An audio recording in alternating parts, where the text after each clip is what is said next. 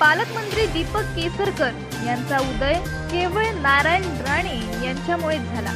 पहिली डील मी केल्यामुळे ते नगराध्यक्ष, आमदार आणि मंत्री झाले, अन्यथा आजही ते नगराध्यक्ष असते, असा गौप्यस्फोट माजी आमदार तथा भाजपचे नेते राजन तेली यांनी आज पत्रकार परिषदेत केला।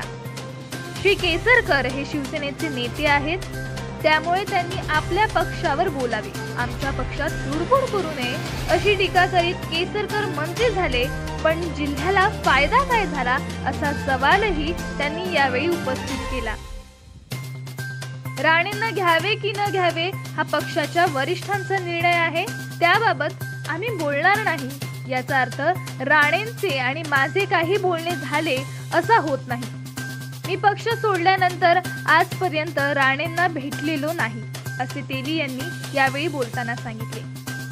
आमच्याकडे राणेंच्या प्रवेशाबाबत आजपर्यंत कोणतीही माहिती देण्यात आलेली नाही।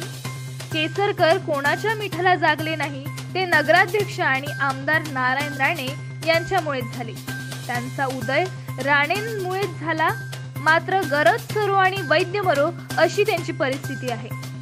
यावेळी तालुकाध्यक्ष महेश सारंग, मनोज नाईक, प्रथमेश तेली आदी उपस्थित होते।